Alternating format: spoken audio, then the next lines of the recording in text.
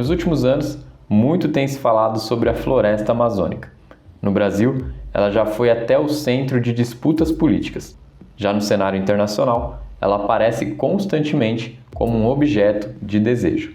Mas em meio a todos esses interesses, o que vem chamando a atenção nos últimos anos é a falta de notícia e levantamentos fidedignos sobre a real situação dessa parte do território brasileiro, que, entre outras coisas, exerce uma função de suma importância na manutenção do controle climático mundial. Notícias como a crescente degradação ambiental naquela região são cada vez mais enviesadas e pouco esclarecedoras. Pouco se fala, por exemplo, que uma das principais organizações atuantes naquela região é o crime organizado. Facções como o PCC e Comando Vermelho expandiram as suas atuações vertiginosamente nos últimos anos sobre grandes extensões da floresta amazônica. Apenas nos últimos 5 anos, a atuação desses grupos cresceu cerca de 46%. Sua principal ação é a usurpação de terras e o financiamento de mineração ilegal e o tráfico, não apenas de droga, mas também humano. Dessa forma, o controle que é comumente apregoado, na verdade não existe. A verdade é que aquela região nunca esteve tão descontrolada quando o assunto é fiscalização e preservação. Dados do Amazon, compilados no recente Atlas da Amazônia Brasileira, apontam para um aumento de 482% na degradação florestal em 2025, um território equivalente a 33.807 km². E tudo isso acontece ao mesmo passo em que países europeus e norte-americanos tentam a todo custo descredibilizar a ação dos governos brasileiros sobre essa situação, se apresentando assim como grandes protetores interessados em preservar o que chamam de pulmão mundial. Todavia, o que na maioria das vezes a grande mídia também oculta é o real interesse desses países que se apresentam como solução no território da Amazônia.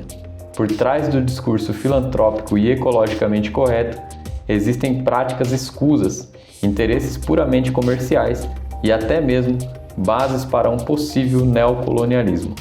O meu nome é Wesley Santos, do Malurus, e eu te convido a entender melhor o crescente interesse mundial pela Amazônia. O que estaria por trás disso? E por que a grande mídia brasileira tem negligenciado essa pauta a cada dia que passa? Para além da presença do crime organizado, o que já não é mais uma novidade para o cidadão brasileiro, existe ainda uma verdadeira cobiça internacional pela região. Mas esse interesse não é de hoje. De 1927 a 1945, a Amazônia brasileira foi impactada pelo projeto conhecido como Fordlândia, a cidade industrial da Ford. O discurso era atrativo: fornecer trabalho para mais de 5.000 brasileiros e levar o desenvolvimento para uma região que antes era inóspita, fazendo assim com que o capital fosse estimulado entre os que ali habitavam. No entanto, a realidade por trás desse discurso era outra. Os Estados Unidos, país natal da Ford Motor Company, estava perdendo espaço no cenário global da produção de borracha para o monopólio britânico na Ásia, e como forma de recuperar-se comercialmente, viu no Brasil a sua grande oportunidade. Afinal de contas, por aqui havia uma abundância em seringueiras, árvore responsável pela produção do látex, a matéria-prima da fabricação da borracha. A Ford também lucrava com a ideia, visto que a borracha era essencial para a fabricação de pneus e mangueiras que são utilizadas na montagem dos automóveis. Sendo a sua própria produtora, além de lucrar com o custo, a empresa americana também fugiria da taxação de impostos sobre a borracha asiática. Enquanto isso, o governo brasileiro assistia uma grande parte do seu território sendo explorada sem fiscalização ou remuneração proporcional. Também via a sua cultura sendo modificada explicitamente, pois na Fordlândia todas as casas seguiam um padrão americano de construção, além de haver uma doutrinação cada vez mais forte para a aceitação do estilo de vida americano. Mas o caso da Ford não foi um caso isolado. Nos anos 80, houve outro grande projeto que ficou conhecido como Polo Noroeste. O projeto dessa vez era encabeçado por Reino Unido e Estados Unidos e previa a pavimentação da BR-364. rodovia estratégica que liga o Centro-Oeste ao Acre. Ele foi aprovado durante o regime militar e mais uma vez tinha um discurso bastante convincente: o assentamento de imigrantes pobres do sul e sudoeste do Brasil. Contudo, mais uma vez haviam objetivos ocultos nessa suposta ajuda internacional. Por um lado, o governo militar desejava ocupar para não entregar, ou seja, povoar a Amazônia para não perdê-la para outros países, enquanto Estados Unidos e Reino Unido toparam financiar o projeto para impedir uma possível aproximação do Brasil com a antiga União Soviética ou guerrilheiros comunistas, além, é claro, de abrir um caminho para a exploração do agronegócio e da mineração brasileira. O resultado foi catastrófico. Em 10 anos de projeto, o desmatamento de áreas antes intocáveis saltou para 30%, fazendo com que estados como Rondônia, por exemplo, perdessem quase 1/3 de sua cobertura florestal. Além disso, o projeto também causou sérios conflitos entre os construtores da estrada e a população local. Em estados como Mato Grosso, Rondônia e Acre, por exemplo, houve vários conflitos com os indígenas locais e com os seringueiros que habitavam na região. Um ícone dessa disputa foi o famoso seringueiro e sindicalista acreano Chico Mendes, que ascendeu nacionalmente nessa época, através de suas denúncias contra a construção da BR-364, que, em sua visão, estava destruindo a floresta e violando os direitos da população local. Décadas depois, até mesmo o Banco Mundial admitiu que o projeto foi um erro e o chamou de lição amarga de colonização predatória. Mas ainda existe outro grande malfeitor que se prolifera a cada dia na região da Amazônia. Estou falando das ONGs. Saber ao certo quantas ONGs existem hoje em dia na Amazônia é uma tarefa complexa e subjetiva.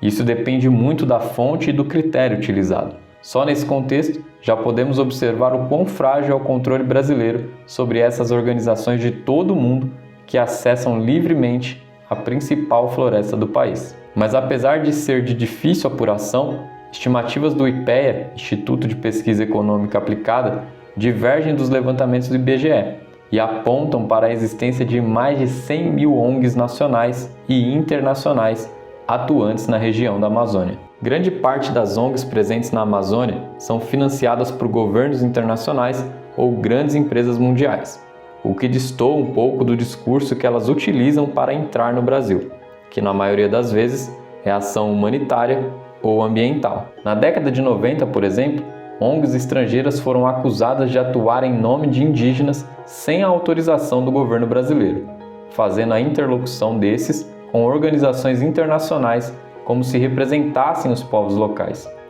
O próprio Exército Brasileiro denunciou, em 1998, a suposta coleta de material genético sem autorização do governo brasileiro por parte de algumas ONGs presentes na região. O caso repercutiu dentro e fora do país, fazendo com que alguns laboratórios norte-americanos devolvessem em 2007 amostras de sangues coletadas dos povos Yanomami, Caritiana e Suruí.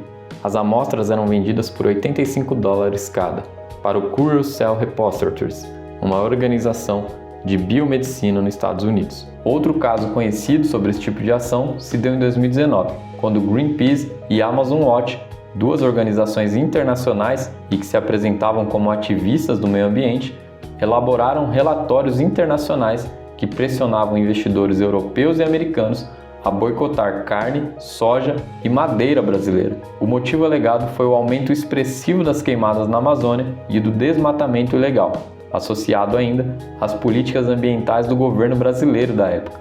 O grupo fez campanhas públicas para que consumidores deixassem de comprar carne brasileira. Como resposta, a Câmara dos Deputados instaurou em 2023 a CPI conhecida como CPI das ONGs.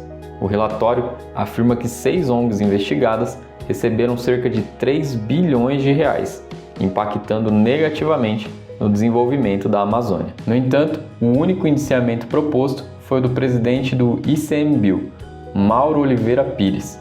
O relatório final destaca ainda uma complexa rede de interesses estrangeiros, que, segundo o relator, financia ONGs para proteger a Amazônia e manter barreiras ao agronegócio brasileiro.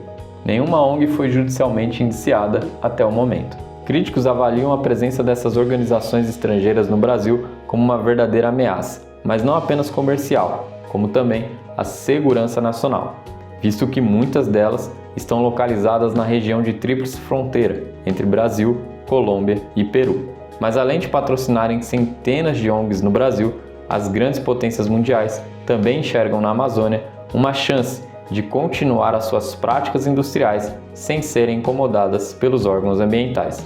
A explicação para isso está no Fundo Amazônia. Inaugurado em 2008 pelo BNDES, Banco Nacional de Desenvolvimento Econômico e Social, esse fundo foi criado sob o pretexto de financiar projetos de preservação, fiscalização e desenvolvimento sustentável dentro da área definida como Amazônia Legal, região que engloba 9 estados brasileiros e uma parte do Maranhão.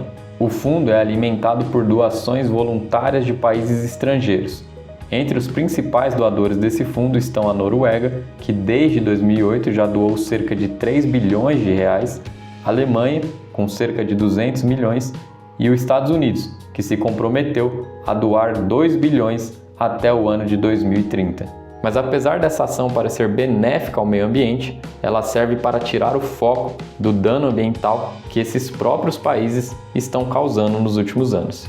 A título de comparação, a Noruega, maior doadora do fundo até então, continua sendo um dos maiores exploradores de petróleo do mundo, atividade que emite grande quantidade de gás carbono, desde a etapa inicial de extraí-lo do solo, passando pela etapa do refino, até a última etapa, que é a sua distribuição. Além do gás carbono, essa atividade constantemente conta com vazamento de metano, um gás 80 vezes mais poluente que o carbono. Enquanto os Estados Unidos, o segundo maior investidor do fundo, é considerado o maior emissor per capita de carbono do mundo, o que significa que cada pessoa nos Estados Unidos contribui com mais poluição para o meio ambiente do que a maioria das outras nações. Já a Alemanha enxerga no Fundo Amazônia a oportunidade de se firmar como protagonista ambiental na Europa, sendo um dos maiores detentores daquilo que passou a se chamar Ativo Verde. Mas toda essa questão parece estar sendo cada vez mais negligenciada pela grande mídia brasileira, que poderia trazer luz para o assunto. Mas a explicação para esse silêncio é bastante simples. A maioria das empresas de comunicação no Brasil pertencem a conglomerados internacionais, ou, em sua grande parte, possuem patrocinadores como as grandes multinacionais que estão envolvidas diretamente nessa exploração da Amazônia. Enquanto isso, milhões de cidadãos brasileiros e povos indígenas, gente que está intrinsecamente ligada a essa região do país, vê o seu bairro, sua cidade ou a sua tribo sendo cada vez mais assediada e infiltrada por esses grupos. E tudo isso está acontecendo há menos de 5 meses do tão noticiado COP30, a Conferência das Nações Unidas sobre as Mudanças Climáticas, que ocorrerá em novembro e esse ano será sediada pelo Brasil.